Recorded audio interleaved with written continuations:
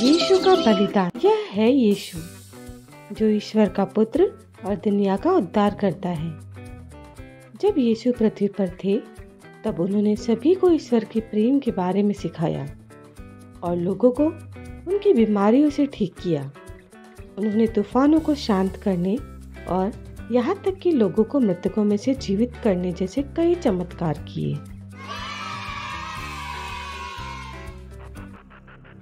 यहूदी नेताओं और शिक्षकों को यह पसंद नहीं आया कि यीशु क्या कर रहे हैं। उन्होंने खुद को ईश्वर के पुत्र होने का दावा कैसे किया और इसलिए उन्होंने उससे हमेशा के लिए छुटकारा पाने की एक योजना बनाई।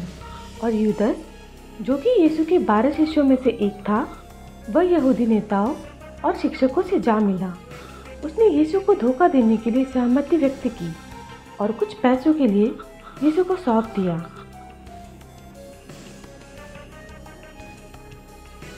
यीशु एक बगीचे में प्रार्थना कर रहे थे और यूदस ने उन्हें रोम के सैनिकों को दिखाया। यीशु को गिरफ्तार कर लिया गया। यीशु को उच्च परिषद के सामने पेश किया गया और उनसे पूछा कि क्या वह यहूदियों का उद्धारकर्ता मसीहा है कि क्या वह ईश्वर का पुत्र होने का दावा कर रहा है।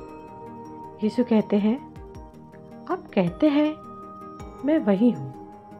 और परिषद क्रोधित हो गई और उन्होंने चिल्लाया कि यीशु दोषी है और वह मरने के योग्य है। इसलिए वे यीशु को रोमन शासक पिलातुस के सामने ले गए और पिलातुस ने यीशु के खिलाफ मामला सुना। पूरा मामला सुनने के बाद पिलातुस ने यह सोचा कि यीशु ने तो कुछ भी गलत नहीं किया है। फिर उसने कहा, मुझे यह व्यक्ति ठीक लगा और मैंने इन्हें निर्दोष पाया है।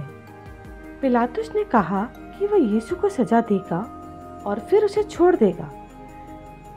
लेकिन भीड़ जोर जोर से चिल्लाती रही, उसे सूली पर चढ़ा दो, उसे सूली दो, हम उसे मरा हुआ देखना चाहते हैं। पिलातुस ने यीशु को सूली पर चढ़ाने के लिए रोमन सैनिकों को सौंप दिया और अपने हाथ धो लिए। यीशु को बहुत मारा गया और उनके कपड़े फाड़ दिए गए और फिर उसके सिर पर कांटों से बना एक मुकुट रख दिया गया।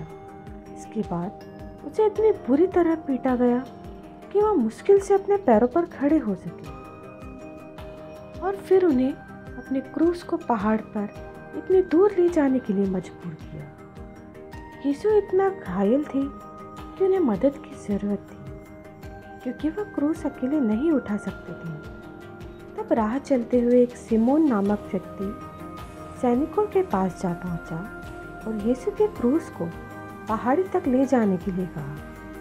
जब यीशु उस स्थान पर पहुंचे जहां उन्हें क्रूस पर चढ़ाया जाना था, जो कि खोपड़ी की जगह कहलाती थी, वहां सैनिकों ने उन्हें क्रूस पर चढ़ा दिया और उनके मरने का इंतजार करने लगे। जब यीशु क्रूस पर लटके हुए थे, कई लोगों ने उन्हें चिल्लाया और कहा कि क्या आप वास्तव में ईश्वर के पुत्र हैं? अगर है तो अपने आप को क्रूस से बचाएं। लेकिन यीशु जानते थे कि उन्हें अपने लोगों के पाप को माफ़ करने के लिए मरना होगा। दोपहर के समय पूरी भूमि पर अंधेरा छा गया। 3 घंटे बाद यीशु ने अपनी आखिरी सांस ली और आखिरकार उसी क्षण मर गए। मंदिर के पर्दे के 2 टुकड़े हो गए।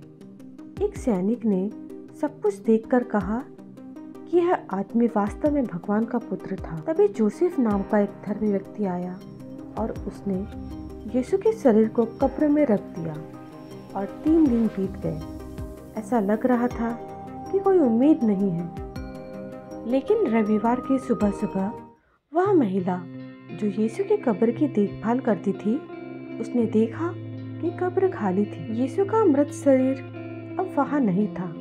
कब्र के बाहर एक स्वर्गदूत बैठे थे।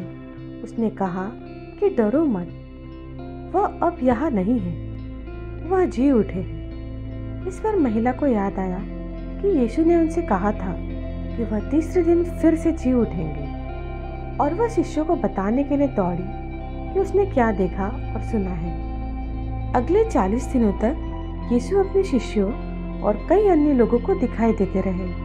और उन्होंने दिखाया कि वह जीवित है और बताया कि उसने जो किया वह एकमात्र तरीका था जिससे उन्हें माफ़ किया जा सकता था। पिता ईश्वर ने दुनिया से इतना प्यार किया कि उन्होंने अपना एकमात्र बेटा दे दिया ताकि हर कोई जो विश्वास करता है वह नाश नहीं होगा परंतु अनंत जीवन पाएगा।